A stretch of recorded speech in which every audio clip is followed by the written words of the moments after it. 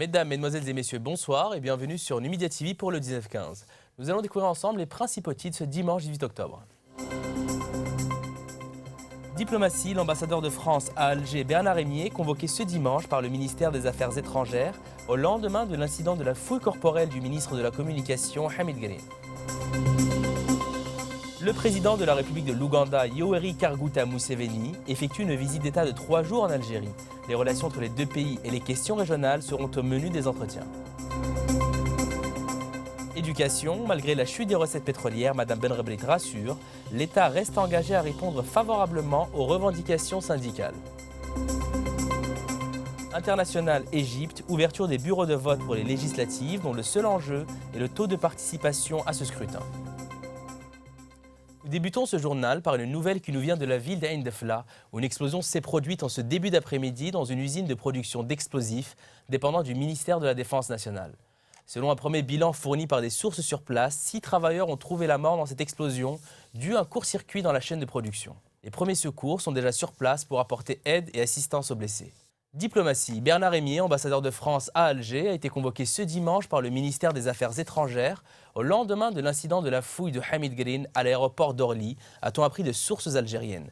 Hamid Green est le 3e ministre algérien à être soumis à tel traitement en quelques jours. Avant lui, Abdeslam Bouchouareb et Abdelmajid Tebboune avaient subi le même sort à l'aéroport de Paris. Ramtan Lamamra avait protesté verbalement auprès de son homologue Laurent Fabius. Pour les Algériens, de tels agissements sont inadmissibles dans la mesure où les diplomates français ne sont soumis à aucune fouille à l'aéroport d'Alger. Le président de la République d'Ouganda, Yoweri Kaguta Museveni, effectue une visite d'État en Algérie de 3 jours à partir d'aujourd'hui. Suite à l'invitation du président de la République, Abdelaziz Bouteflika, a indiqué la présidence de la République dans un communiqué. Au cours de cette visite, les présidents Bouteflika et Museveni, dont les deux pays partagent nombre de positions communes sur la scène internationale, auront l'occasion d'approfondir la concertation entre l'Algérie et l'Ouganda sur des questions régionales et internationales, dont la paix et la sécurité en Afrique, la lutte à travers le continent contre le terrorisme et le crime transnational, ainsi que la réforme des Nations Unies, a précisé la même source. Coopération, le développement du partenariat est devenu le maître mot dans l'économie nationale. Le Forum économique algéro-chinois a été une occasion pour les deux parties de promouvoir l'investissement chinois en Algérie, et ce bien sûr dans le respect des intérêts de tout un chacun. Abdelhak Bouatoura nous en parle.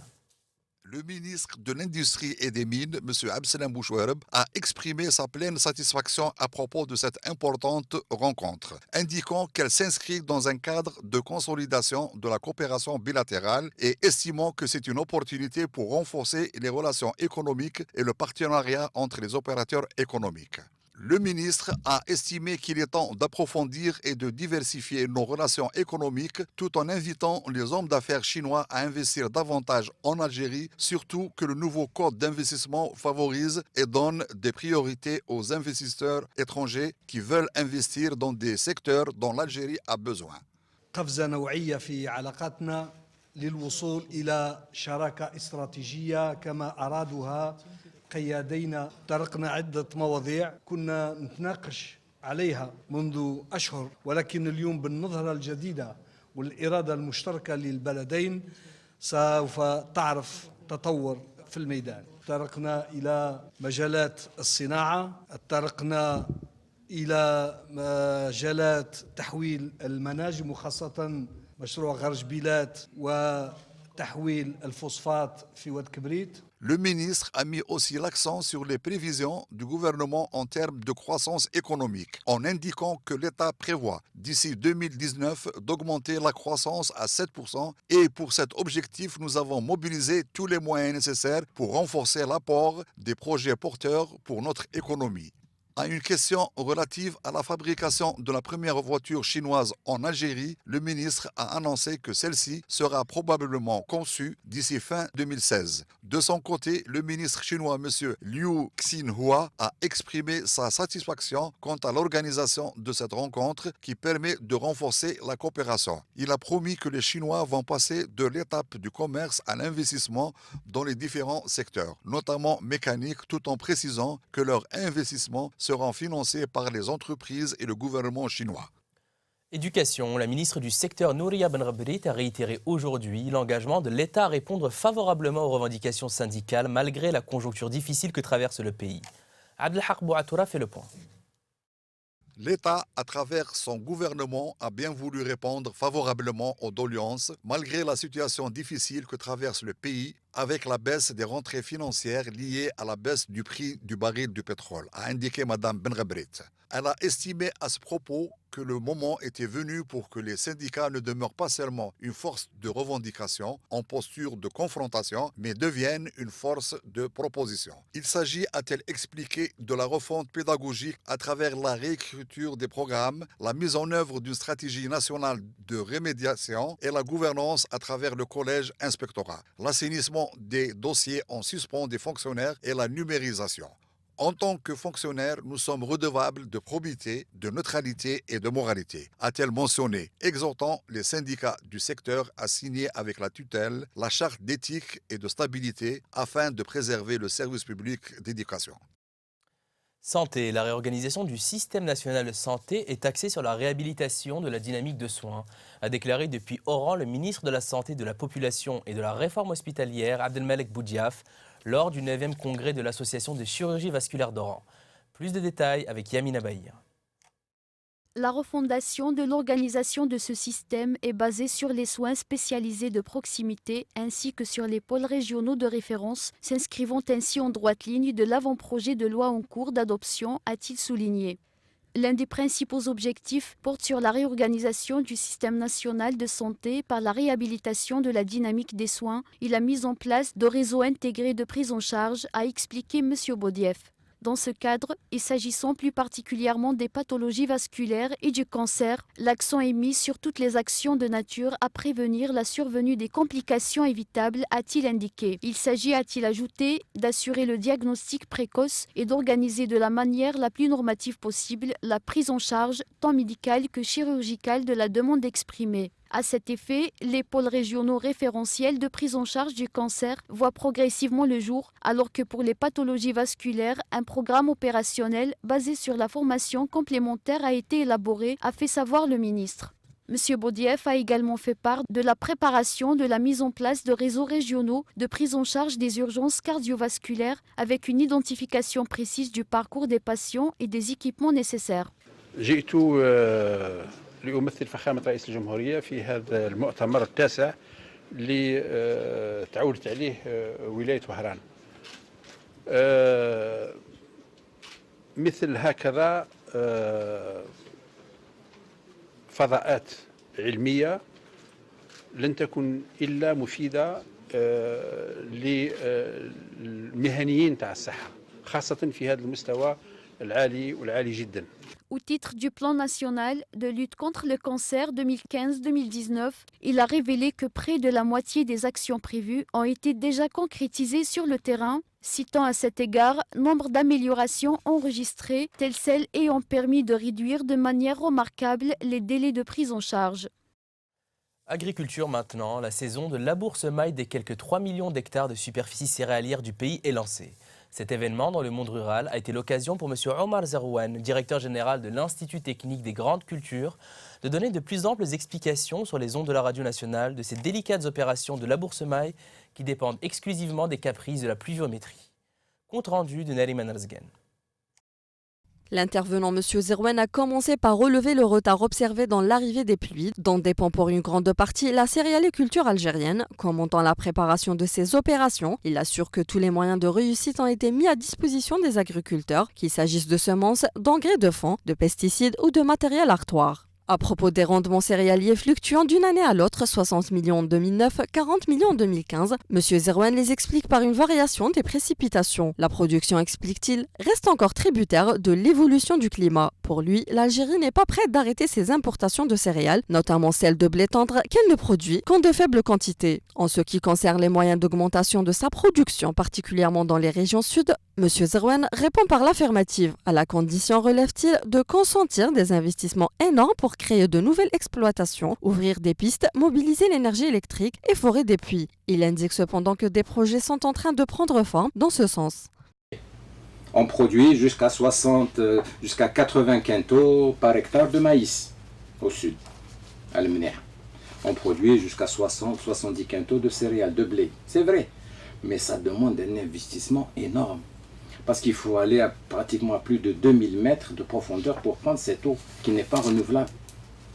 Ça demande de mettre en place des pistes, ça demande à créer des exploitations agricoles, ça demande à mettre en place tout ce qui est réseau électrique. Dans son intervention, M. Zerouane tient également à souligner que toutes les semences à haut rendement utilisées par les céréaliers sont produites localement depuis 1994. Cela permet, dit-il, de faire l'économie de 200 millions de dollars par an. Hommage. Smaili Yefsa est ce journaliste martyr tombé sous les balles assassines de la horde terroriste. En ce jour du 18 octobre 1993, la lâcheté au service de cause trouble a frappé Yefsa Smail, ce jeune journaliste de l'ENTV faisant inciter à jamais une voix républicaine. Récit de Nariman Arzgan.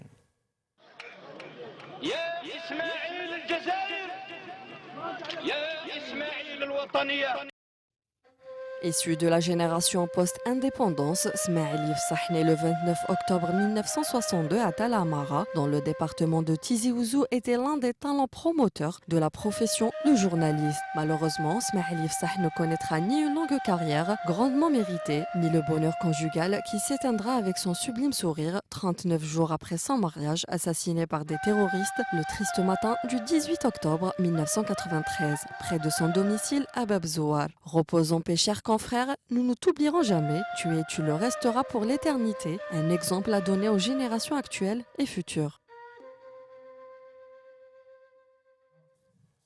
International. Les Égyptiens ont commencé à voter dimanche pour élire un parlement qui va renforcer le président Abdel Fattah el-Sisi sur le pays en l'absence de toute opposition, violemment réprimé depuis qu'il a déçu son prédécesseur Mohamed Morsi il y a plus de 2 ans. Résumé de Yamina Bahir. Le seul enjeu de ce scrutin joué d'avance, qui s'étale sur 1 mois et demi, sera la participation. Selon les experts, elle permettra de savoir si la grande popularité, le quasi-culte de la personnalité dont jouait l'ex-chef de l'armée depuis qu'il a mis fin à l'éphémère pouvoir civil de M. Morsi, s'effrite ou non dans un pays dont l'économie est en déliquescence. Dans le bureau de vote installé dans une école primaire du quartier de Haram, au cœur de la capitale, une quarantaine d'électeurs sont entrés dans la chambre dans le calme à l'ouverture. Ce sera le Parlement du président, estime sans embâche Hazem Hosni, professeur des sciences politiques à l'université du Caire. Une chambre d'enregistrement renchérisse unanime politologues et diplomates.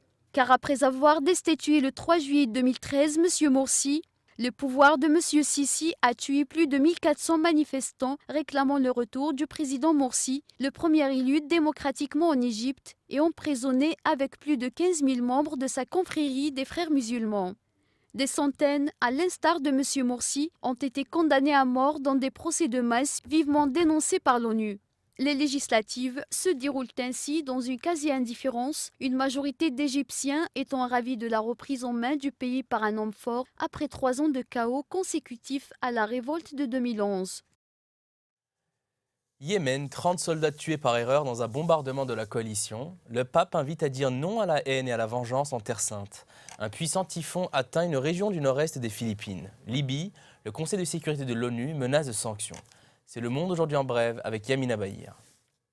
Au moins 30 soldats yéménites ont été tués par erreur et une quarantaine d'autres ont été blessés dans un bombardement de la coalition arabe à Taïez, ont indiqué les autorités locales.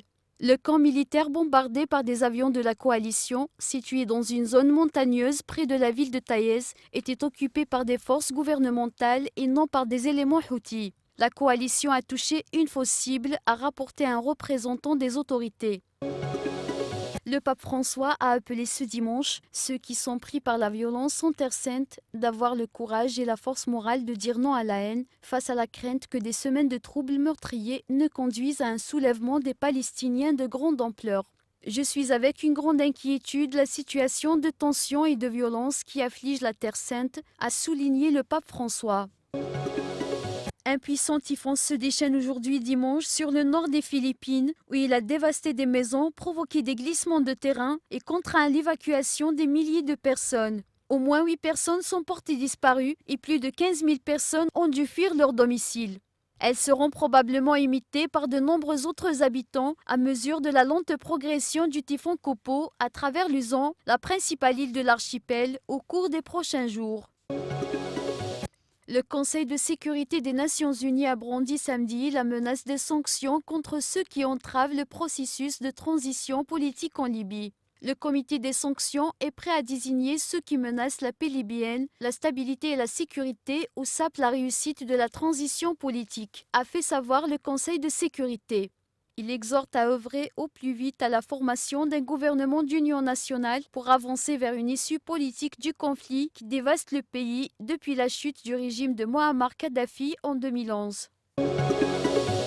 Sport avec du football, l'USM Alger a consolidé hier son leadership en remportant le derby de la capitale face au Serbe Belouizdad 2-1, alors que RC Relizane a réussi à décrocher son premier succès à domicile de la saison à l'occasion de la suite et fin de la 8e journée du championnat national de Ligue 1 Mobilis. Commentaire de Neriman Rezgan.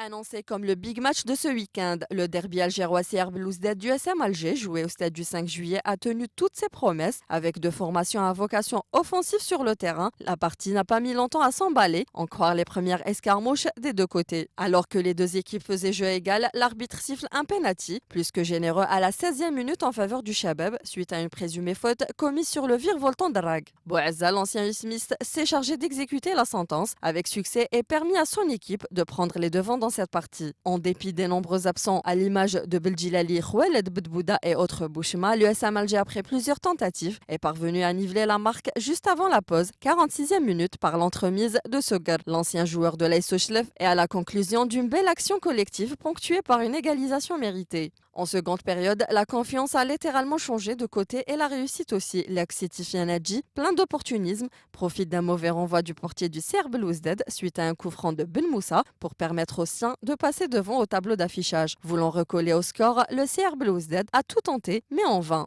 Invaincu depuis la 6e journée, l'USM Alger confirme sa bonne santé et prend une avance de 3 points sur le tableau, avec également un match en retard prévu mardi prochain face à le RC Erbra pour le compte de la mise à jour de la 7e journée. De son côté, le CR Belouizdad quitte le podium et recule à la 5e place. Insolite. En Espagne, un cliquetis d'aiguilles a envahi depuis septembre certains cafés et places de village. Véritable course contre la montre de femmes face à l'hiver qui arrive. Elles tricotent des couvertures pour les déplacés syriens, avant tout pour leur réchauffer le cœur. Vendredi passé, le groupe a adressé 50 couvertures à l'association de soutien au peuple syrien à Madrid, chargée de les acheminer vers les camps d'accueil de déplacés en Syrie. Ces tricoteuses-là avaient déjà l'habitude de fabriquer des couvertures pour les sans-abri d'Espagne. Plus de 4000 personnes ont rejoint le groupe Facebook Couverture de vie pour la Syrie lancé début septembre. C'est la fin de notre journal. Merci de nous avoir suivis. Restez sur Numidia pour la suite des programmes et rendez-vous demain à la même heure.